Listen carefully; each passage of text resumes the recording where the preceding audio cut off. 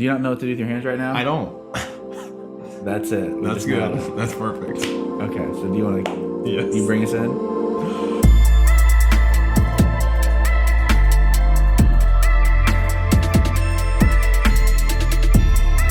This is how stupid people succeed. I'm Josh. This is Jeremy.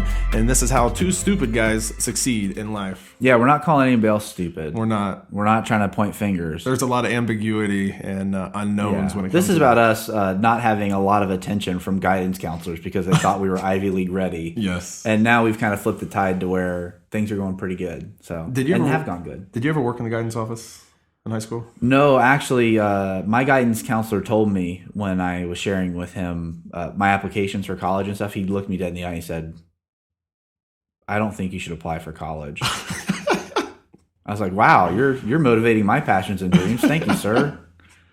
Well, good. So, I played a lot of paper football when I was working in the guidance office. So that's about it. that's amazing. It was amazing. So what are we talking about since your intro is going so well? Stop. Failure. Failure. I'll set you up. Our failures in life. Yeah. Actually, you're going to set me up. I am going to set you up. Biggest bomb. Yeah, your like biggest... real bombs. Because if you look at Instagram, nobody's like, hey, Instagram, my world's falling apart. Here's how I'm going to deal with it. Best it's always life ever. Yeah, it's always like, let me get a post of, the best angle of myself or the filter or, oh, this is a happy moment where the sun's, gently setting and my kids are playing in the field in front of us. And that's the image we portray. But that is why I'm sitting over here, because this is my better side. That is your better side. Yes. That is your better side. Sorry, go ahead. And I'm sacrificing my worst side. Yeah. So bomb. I think it's something that requires a lot of security to understand. I think it's something that requires a lot of honesty. Encouragement. You have to have people around you to help you navigate that. We live in such a pressure-driven society that I don't think people feel like they can share a failure or they even have the allowance to fail. Yeah. But the opposite is true. If you're not failing, you're absolutely just not trying hard enough. If you're not recognizing little failures that are helping you get better, then you're either coasting or you're checked out or you're not pushing yourself at all. And shame on the relationships around you that see you doing that and aren't calling you out on it. Because we've had some of those conversations before where it's like, dude, ramp up your game. What are you doing? Like you're in a lull. Like take some time off. Get rejuvenated. Do whatever you got to do. But come back ready to rock and roll. So for me personally, I started back in 2011 doing some financial literacy stuff. It's opened up some really cool opportunities, but from a business standpoint, I've put a lot more money into it than money I've gotten back. So for me, and looking at my career or my life, it's absolutely been the biggest bomb. And I still believe in it, and I still love it. And here we are 8 years later. I have some more opportunities coming up, but it's one of those just passion projects that it means so much to me and it matters so much to me that I'm not going to be deterred from the work I feel like I need to put in it. So you can look at that and you go, okay, Jeremy, here's all the money you put in. Here's all the money you got. It's 8 years later. Dude, give it up. It's failed. It's not being successful the way you want it to. But I also think in the process and the development of success, you have to be absolutely convinced of your personal convictions. You have to absolutely know this is something I'm willing to put in the work, even if it costs me money, because I'm that passionate about it. And when you take off the finality of a circumstance that maybe is a failure, doesn't mean it has to end in failure. I think a lot of people get short-sighted. So I could have looked at, a year ago and said, okay, it's dead. I'm done. I'm not doing anything with it. I'm so frustrated, blah, blah, blah. I would have set that failure in stone. I would have ended it with failure. But the other part of success is people only make mention and make notion of that moment you were successful. How many stories are written about, this guy failed up until he was, 40 or 50 or 60 or, the founder of McDonald's started it when he was in his 50s or, whatever it is. Colonel Sanders, KFC, all those stories of these entrepreneurial efforts that took decades to finally come to fruition. And the only thing we talk about is how great they are. Yeah. How awesome they are. Just takes the one time. Just takes that one time. And so if you're a person that's absolutely convicted in what you're doing and you think about it going into it, I think failure is awesome. You have to expose yourself to failure. So you think about a baseball player; they fail when they're at the plate more times than they succeed, and they have to scrutinize themselves on what is this pitcher doing, what am I doing, what's the scenario, what are the tendencies, all those different things. So they're constantly evolving their own personal process. So if you fail like as hard as you can. Yeah. And I'm not saying go into bankruptcy. I'm not saying like go take out a bunch of crazy loans, and I'm not saying just get wild with yourself. But within the parameters that you can fail, learn how to fail. So if I'm trying to do something, or if I'm trying to learn something, I don't automatically, put 800 pounds on my back and say I'm going to squat it. Yeah, you do. No, not at all. Not at all. Stop. Because I know the failure with that kind of weight is going to be crushing and damaging. Yeah. But if I go to where my previous PR is, and then I try to test that a little bit and I fail, that's a successful failure. Because now I know what that feels like, and now I know where I can stretch my capacity. And a lot of times when we take that shot, when we think we're probably going to fail, like my relationship with my wife, I married up, I took that shot, it worked out, awesome. And sometimes it works out, and then we realize, oh, okay. And then we get to learn what that challenge and that strain feels like. Yeah. So we learn the risk and the reward of failure. So if you're in something right now where you feel like this is a failure for me, one, I would say don't put a finality on it. Don't say, you can recognize the circumstances may be a failure, but it doesn't mean that story's over. Yeah. So for you, what's been your biggest bomb? Well, before I get into that, I want to say that I don't think, just like you said, failure is not a final destination. Mm-hmm. Anything you do and you quote unquote fail at, there's always something you can learn, and there's always something you can grow from, right? Mm-hmm. So with the financial literacy, obviously there are things that there were huge victories in your failure. Yeah. There were huge opportunities in your failure mm-hmm. that has opened up other doors. Yeah. Oh yeah. So finding and I don't like to focus on the negativity and the past, because that prevents us from looking forward, right? So focusing on those nuggets of success in the failures, I think, is just as important, if not more so, than just getting up off the ground or even laying on the ground, because there are times where we just want to lay on the ground. Yeah. Right? We want to lay on the ground. We don't want to get back up. But if your mind can think of those small little victories, it's baby step. It's one foot after the other. I have a 14-month-old little girl right now, and we're at the gym this morning, and it's so fun to just see her, go from crawling to standing by herself to taking steps by herself. And my 5-year-old girl was there as well, Claire, and Evelyn, my younger one, she's almost trying to chase her around. Mm-hmm. So she learned how to fail so many different times that she finally learned to succeed. Mm-hmm. And now she's up and she's going, and sure, she'll fall, but she'll get back up. Mm-hmm. And that's part of it as us as human beings in life and business and personal life or whatever. We need to learn to take the successes from the failures and grow and be more on point and more in tune with that. Yeah, and I think humility is freeing. Oh yeah, failure, for sure. Having the ability to say, you know what, there may be, even when there's consequences involved in the failure, where you didn't perform, or where it's you forgot your wife's birthday, or and any level of any relationships you carry, exposing yourself. And I think in that humility and saying, you know what, I failed, I missed it. Yeah. Here's what I'm trying to do to make it up.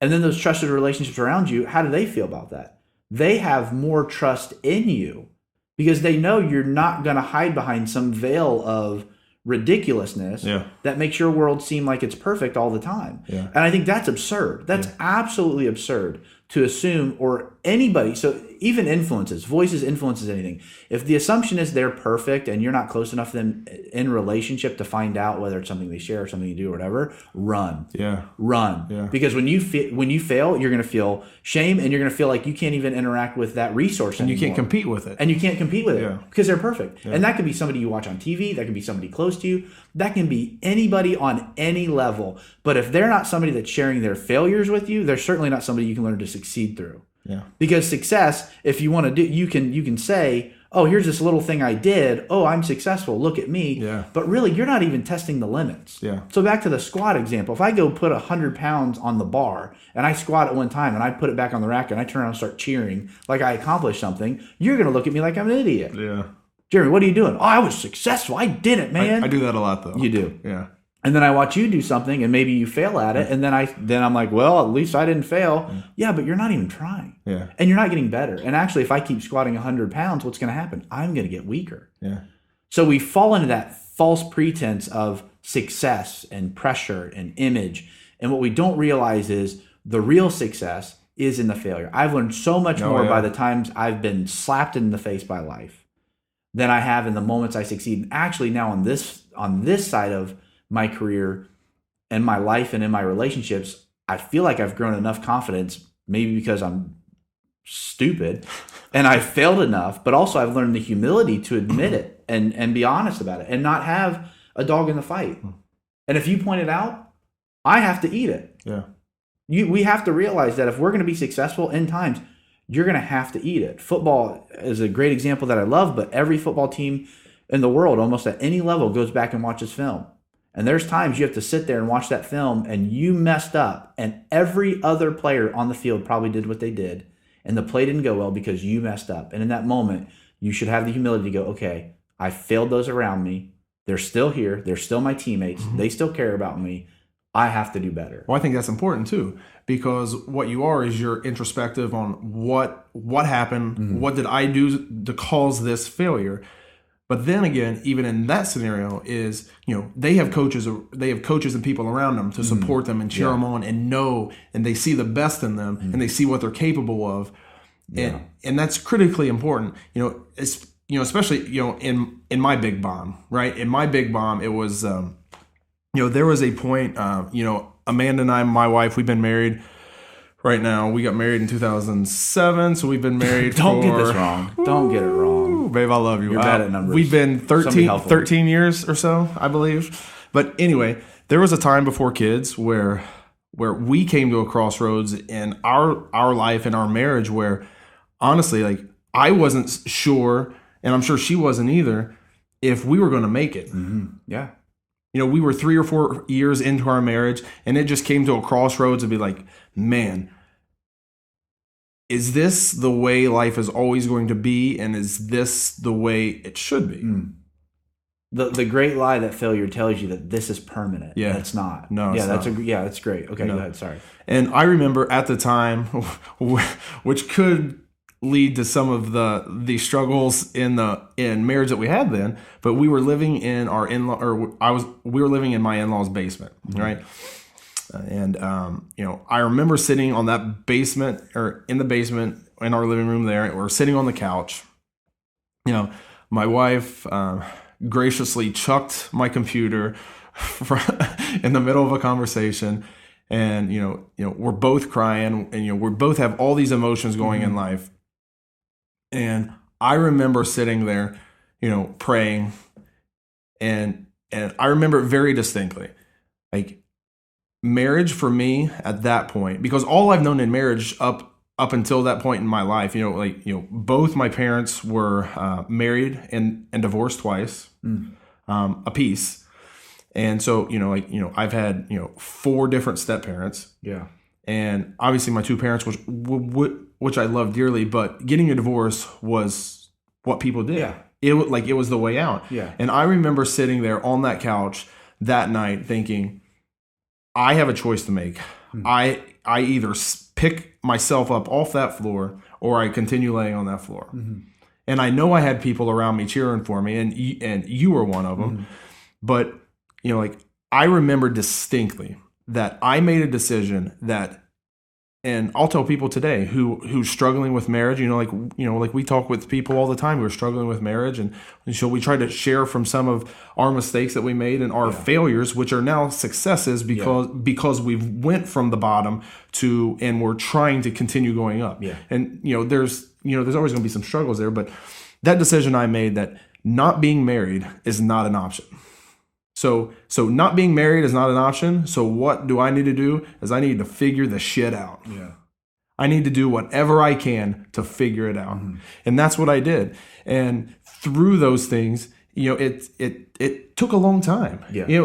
And there's still some things, when I told Amanda that we were going to be talking about this, there's still some old emotions that pop up from time to time. Right.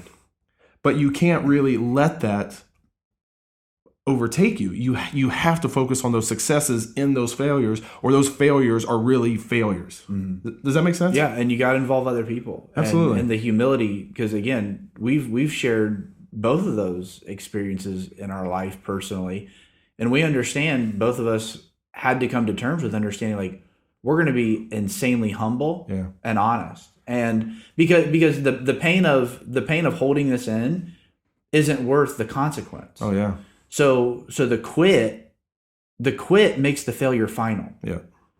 The rally people around you, the determination to say, I don't have the answers. Maybe this is business, life, relationship, whatever. I definitely feel this way all the time parenting. I don't have the answers. Yeah. One thing I do know though is I'm going to give it my all. Yeah. I'm going to try. Oh yeah. And I'm going to be here. And when I blow it, I'm going to try to be the first person to recognize it, admit it, and eat it. Yeah. And times in my life I've been slow at that, and then you come to that realization, and when you finally get past that point, you just realize, thank God I'm finally past that point.